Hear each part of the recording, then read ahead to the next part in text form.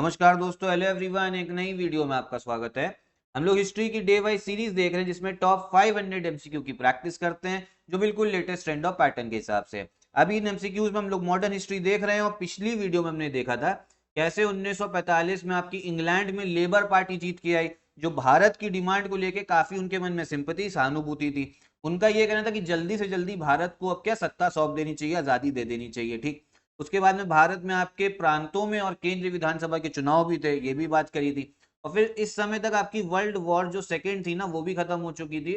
World war second के बाद में भारत में हमें 3 मेन विद्रोह देखने को मिले। तो ये सारी बात हमने पिछली वीडियो में करी थी। इस वीडियो में हम आगे की बात करेंगे। अच्छा, अगर आपने पुरानी वीडियोस नहीं देखी है, एक कहानी के तौर पे पूरा आपका मॉडर्न हिस्ट्री आधुनिक भारत चल रहा है। एमसीयू के फॉर्म से हम लोग सब फैक्ट कंसेप्ट समझते हैं। पुरानी वीडियोस भी एक बार जाके देख लीजिएगा, प्लेलिस्ट बन चुकी है। साथ ही साथ अगर आप हमारा कोई भी पेड ग्रुप ज्वाइन करना चाहते हैं तो यहाँ पे कॉन्टैक्ट नंबर दे रखा है, आप इनमें कॉल करके हमारा पेड ग्रुप भी ज्वाइन कर सकते हैं। तो चलिए हम लोग इस वीडियो को स्टार्ट करते हैं। पहला क्वेश्चन देखते हैं। अब देखिए, इसमें बात हो रही है जब आपकी वर्ल्ड वॉर टू विश्व युद्ध, द्वितीय विश्व युद्ध खत्म हुआ था, उसके बाद में भारत में हमें 3 मेजर विद्रोह देखने को मिले हैं। कौन कौन से? पहला तो आपका आईएनए का जो ट्रायल था, पिछली वीडियो में बताया था, जो आजाद हिंद फौज थी उसमें जो आपके सैनिक थे जिनको बंदी बनाया गया था, उनको लेके परीक्षण हुआ था, ट्रायल। इसको लेके एक बार कलकत्ता में देखने को मिला। फिर इसी आजाद हिंद फौज के एक ऑफिसर थे आपके जिनका नाम था राशिद अली, ठीक है। इनको 60 साल की सजा हुई थी, तो इनको लेके एक विद्रोह देखने को मिला, वो भी कलकत्ता में। फिर आपका बॉम्बे में जो नेवी थी, नेवी ने विद्रोह कर दिया था। ये कहा हुआ था बॉम्बे में। तो 3 विद्रोह हम लोग को देखने को मिले। इन्हीं को लेकर क्वेश्चन पूछा जा रहा है। पहली स्टेटमेंट है कि ये पीसफुल थे, ठीक है। They were peaceful demonstration of national solidarity, राष्ट्रीय एकजुटता के शांतिपूर्ण प्रदर्शन थे। तो ये गलत है, क्योंकि वो शांतिपूर्ण नहीं थे, ये वायलेंस थे, ठीक है, हिंसक प्रदर्शन थे, ठीक है, ये चीज ध्यान रखनी है। फिर क्या बोला जा रहा है? इसमें बोला जा रहा है कांग्रेस ने आधिकारिक तौर पर इन विद्रोह का सपोर्ट किया था, समर्थन किया था। तो ये चीज गलत है। कांग्रेस ने इन जितने भी अपसर्ज हुए थे, जितने भी ये विद्रोह थे, इनका समर्थन नहीं करा था, ठीक है, समर्थन नहीं करा था। क्यों? क्योंकि इस समय तक समझ में आ ही गया था कि सत्ता जो हम लोग को मिल जानी है। और कांग्रेस का ये कहना था कि आपको जो भी अगर विद्रोह करना था वो नेताओं से राय लेके करना चाहिए था, ठीक है, क्योंकि अब सत्ता जो है सौंपी जानी है, ऐसा ना हो उसमें भी कोई रुकावट आ जाए। और इस समय तक आप जानते हैं कि मुस्लिम लीग जो वो भी अपनी डिमांड रख चुका था पाकिस्तान की, वो भी मतलब बहुत जोर शोर से पाकिस्तान की वकालत कर रहा था। तो बहुत सारे फैक्टर्स थे, तो कांग्रेस ने इनको सपोर्ट नहीं करा था। फिर गांधी जी ने क्या कहा था इनकी ओपिनियन में? If they mutinied for India's freedom they were doubly wrong, ठीक है। तो ये भी बिल्कुल सही, गांधी जी की यही राय थी कि यदि विद्रोह को लग रहा था कि वे भारत की स्वतंत्रता के लिए विद्रोह कर रहे थे तो वे बिल्कुल गलत थे, ठीक है। तो गांधी जी का भी कहना था, गांधी जी भी जो थे इन विद्रोह के खिलाफ ही थे, ठीक है। तो ये जो चीज आपको ध्यान रखनी है। अब क्वेश्चन में बोला कि जा रहा कौन सी स्टेटमेंट जो है इनकरेक्ट है, कौन सा गलत? तो पहली दूसरी गलत है। करेक्ट आंसर होगा आपका ए वाला, ठीक। अगला क्वेश्चन देखते हैं क्या है। अब उसके बाद में मैंने आपको बताया देश में चुनाव भी हुए थे। कब? 1945 में चुनाव की घोषणा हो गई थी। और 1945-46 की जो सर्दी थी आपकी, मतलब जो आपका विंटर सीजन था उस समय, दिसंबर जनवरी, उस समय पे चुनाव हुए। फिर उसके बाद में घोषणा भी हुई चुनाव की। तो इसमें कांग्रेस को लेके कांग्रेस ने कैसा प्रदर्शन किया उसके बारे में क्वेश्चन पूछा जा रहा है। पहली चीज तो ये कि इसको 80% 80% से ज्यादा नॉन मुस्लिम वोट्स मिले, तो ये बिल्कुल सही है, ठीक है। गैर मुस्लिम वोटों की बात हो रही है। 80% से अधिक मिला, ये बिल्कुल सही है, ठीक है। तो कितने मिले थे इनको? ये डेटा याद रखिएगा, इनको मिले थे 91%। मतलब जितने भी आपके नॉन मुस्लिम लोग थे उसमें कौन कौन आ गया? हिंदू भी आ गया, आपका बौद्ध भी आ गया, जैन भी आ गया, सिख भी आ गया, क्रिश्चियन भी आ गया, ठीक है। तो इन सबके कितने वोट्स मिले? 91%, ठीक। फिर क्या बोला जा रहा है? सेंट्रल असेंबली में 102 सीटों में से अधिकांश सीटों पर कब्जा कर लिया, ये सही है। मेजोरिटी सीट मिली थी किसमें? सेंट्रल असेंबली की बात हो रही है, तो मेजोरिटी सीट भी कांग्रेस को ही मिली है, तो ये भी बिल्कुल सही। कितनी मिली थी? 102 में 57, ठीक, बिल्कुल सही है। तीसरी बात क्या हो रही आपका? उसमें राज्यों में भी चुनाव हुए थे, प्रांतीय चुनाव। उसमें क्या बोला जाए? Congress got a majority in most provinces accept in north west frontier province. ये NWFP लिखा हुआ है ना, इसका है north west frontier province and Assam, ठीक है। तो ये जो स्टेटमेंट है ना आपका, ये गलत है, क्योंकि इनको आपके जो आपका ये है नॉर्थ वेस्ट फ्रंटियर प्रोविंस और असम, इसमें भी इनको बहुमत मिली थी, ठीक है, इसमें भी इनको बहुमत मिली थी। और कहां पे बहुमत नहीं मिली थी इनको? बहुमत सिर्फ क्या कहते हैं, 3 राज्यों में नहीं मिली थी। कौन कौन से? बंगाल, सिंध और आपके पंजाब, 3 जगह पे बहुमत नहीं मिली थी। और जो आपका नॉर्थ वेस्ट फ्रंटियर प्रोविंस था और असम, इन 2 जगहों पे भी बहुमत मिल गई थी कांग्रेस को, ठीक है। और ये दो राज्य आपके ऐसे थे जो पाकिस्तान के रीजन में जाने के लिए जिनको क्लेम करते थे कि इनको भी पाकिस्तान में लेना चाहिए, यहीं पे कांग्रेस को मेजोरिटी मिली। तो तीसरा स्टेटमेंट जो है ये गलत हो जाता है, ठीक है, ये ध्यान रखिएगा। इनको मिली थी मेजोरिटी में नॉर्थ वेस्ट फ्रंटियर प्रोविंस और असम में। तो कौन सा स्टेटमेंट आपका करेक्ट होगा, यही बोले जरा कौन सा करेक्ट है। करेक्ट कौन सा आपका, पहला दूसरा, तो ए वाला जो है करेक्ट आंसर होगा, ठीक। अगला क्वेश्चन देखते हैं। इसमें मुस्लिम लीग के बारे में बात हो रही है। क्या बोला जा रहा है, इनको मुस्लिम वोट जो है 80% से ज्यादा मिले, तो ये बिल्कुल सही है। तो मुस्लिम वोट कितने मिले थे, 86.6%। इसको मुस्लिम लीग को, क्योंकि उस समय पे जितना भी आपके मुस्लिम थे, पूरे भारत भर की बात हो रही है, जितने भी मुस्लिम थे सबने 86% मुस्लिमों ने 86.6% ने किसके लिए वोट करा था, मुस्लिम लीग के लिए वोट करा था। तो बिल्कुल सही है। फिर बोला जा रहा है इनको भी मेजोरिटी सीट मिली, अधिकांश सीटें बहुमत सेंट्रल असेंबली में, तो ये गलत है। बहुमत किसको मिली थी, आपकी कांग्रेस को मिली थी। इनको 102 में कितनी सीट, 30 सीट मिली है, ठीक। फिर प्रांतीय चुनाव में बात हो रही है। क्या बोला जा रहा है कि इनको कहां पे बहुमत मिली है, नॉर्थ वेस्ट फ्रंटियर प्रोविंस और असम। ये गलत है। मैंने आपको बताया कि किसको आपको मिली थी नॉर्थ वेस्ट फ्रंटियर प्रोविंस और असम में बहुमत, वो मिली थी आपकी कांग्रेस को, तो ये स्टेटमेंट भी गलत है। इनको मुस्लिम लीग को कहां कहां मिली, इनको मुस्लिम लीग को मिली आपके बंगाल में और सिंध में, ठीक है। ये जो चीज है ये आप लोग ध्यान रखिए, कहां पे मिली, बंगाल में और आपके सिंध में। अब क्वेश्चन क्या पूछा जा रहा है, क्वेश्चन में ये बोला जा रहा है आपके कि कौन सी स्टेटमेंट जो है इनकरेक्ट है। तो इनकरेक्ट तो तीनों है, करेक्ट आंसर कौन सा होगा, वो हो जाएगा आपका डी वाला, ठीक। ये ध्यान रखिए। अगला क्वेश्चन देखते हैं। उसके बाद में ये समझिए, जब चुनाव वुनाव हो गए, उसके बाद में जो आपके ब्रिटेन के प्राइम मिनिस्टर थे क्लेमेंट एटली, उन्होंने भारत में क्या भेजा, एक कैबिनेट मिशन प्लान भेजा। कब, 1946, फरवरी 1946 में।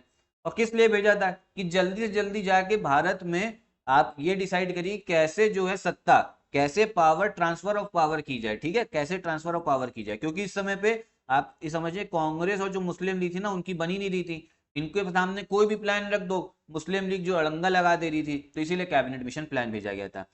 अब इसमें बोला जा रहा है कौन सदस्य नहीं था इनका, तो देखिए इनके सदस्य कौन थे, स्टेफर्ड क्रिप्स जो थे वो भी सदस्य थे। फिर आपके पैट्रिक लॉरेंस वो भी सदस्य थे। एवी अलेक्जेंडर ये भी थे। लॉर्ड वेवेल है ना, ये नहीं थे इसके सदस्य, ये नहीं थे इसके सदस्य, ठीक है। ये चीज आपको ध्यान रखनी है। ये इस समय पे भारत के वाइसरॉय थे, कैबिनेट मिशन के सदस्य नहीं थे। तो करेक्ट आंसर कौन सा होगा, कौन नहीं है सदस्य, तो वो डी वाला, लॉर्ड वेवेल सदस्य नहीं।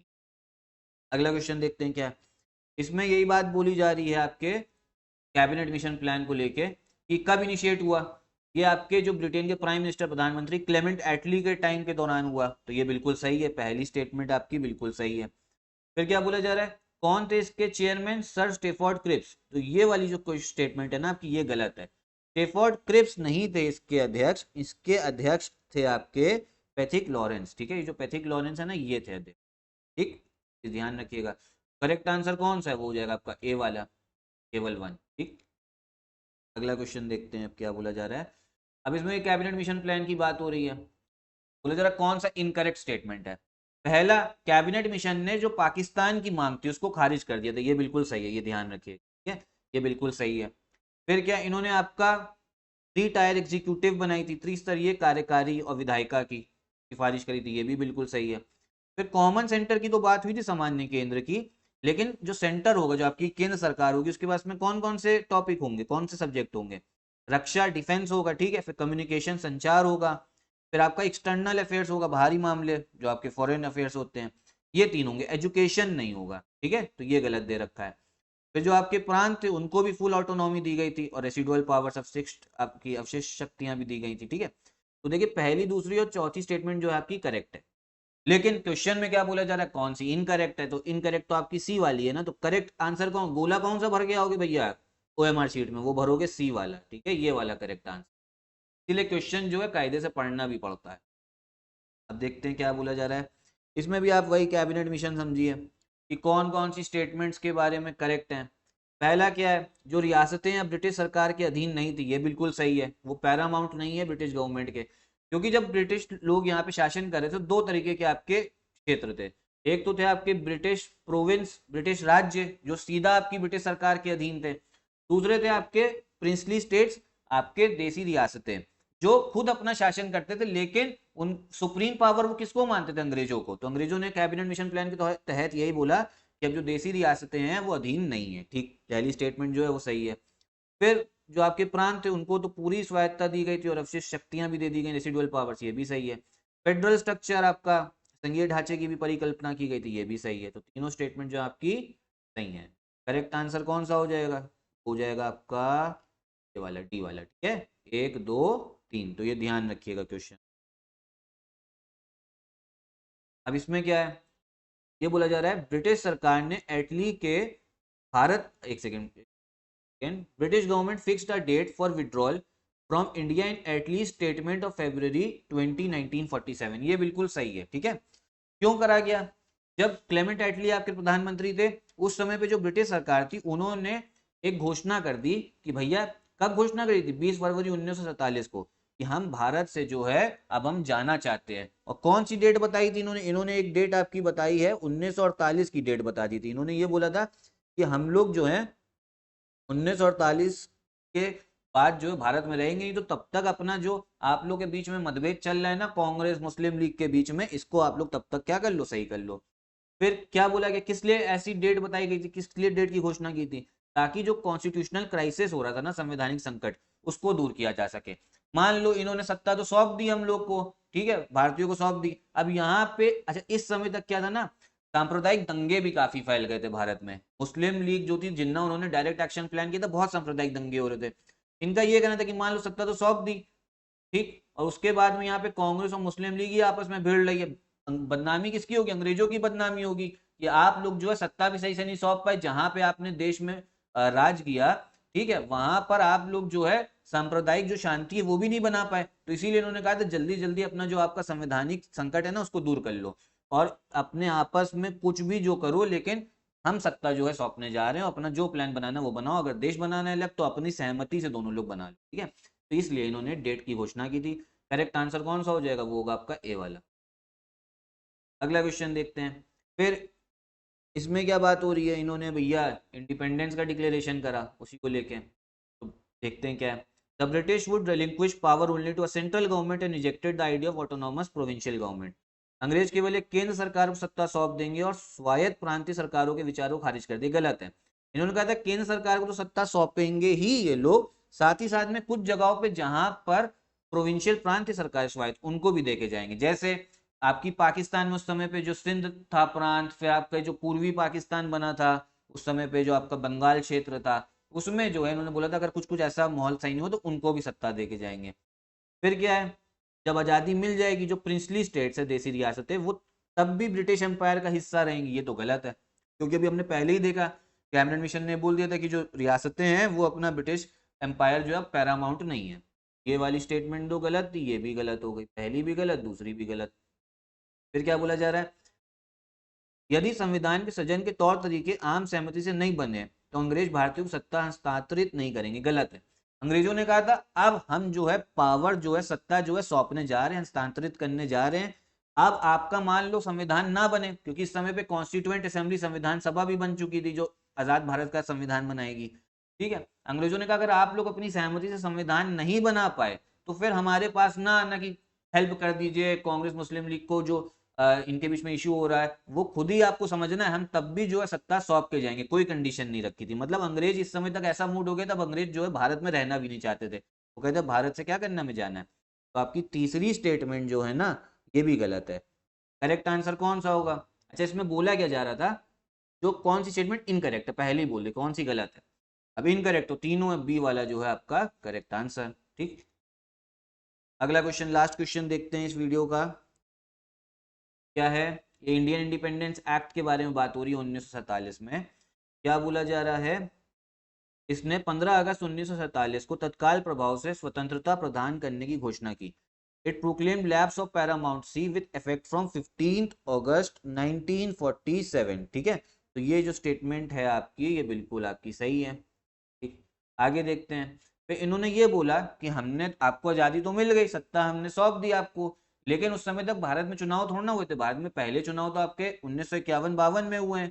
तो ये बोला गया तब तक जो सरकार होगी जिसमें जवाहरलाल नेहरू आपके प्रधानमंत्री थे, सरदार वल्लभ भाई पटेल गृह मंत्री थे, वो सरकार चलेगी कैसे, कौन से संविधान चलेगी, वो चलेगी तब तक जो आपका भारत शासन अधिनियम, भारत सरकार अधिनियम 1935 है ना, इसके तहत वो जो आपका सरकार है वो चलेगी। ठीक है, ये चीज ध्यान रखिएगा। तो पहली सही, दूसरी भी सही है। फिर क्या बोला गया, जो ब्रिटेन के राजा हैं वो भारत का सम्राट घोषित किया, ये तो गलत है। ये कैसे कर सकते हो? अब तो जब जा रहे हो तो फिर ब्रिटेन के किंग से हमें क्या मतलब, ठीक है? मेरे अंगने में तुम्हारा क्या काम है? अब किंग ऑफ ब्रिटेन से हमें कुछ मतलब ही नहीं है, तो ये स्टेटमेंट जो है वो गलत है। अब कोई एम्परर वेम्परर नहीं होगा, ना ही कोई किंग ऑफ ब्रिटेन से हमें मतलब। करेक्ट कोड कौन सा हो जाएगा आपका? बी वाला, पहली और दूसरी स्टेटमेंट करेक्ट है, तो आपको ध्यान रखनी है।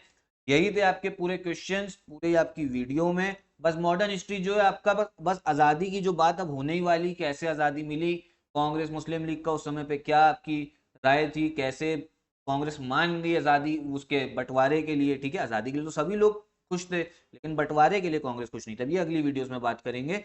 बने रहिएगा इस चैनल पे। जब मॉडर्न हिस्ट्री खत्म हो जाएगी इसके बाद में हम लोग मध्यकाल भारत स्टार्ट करेंगे। वीडियो आपको पसंद आई हो तो लाइक करिएगा, चैनल सब्सक्राइब। नमस्कार।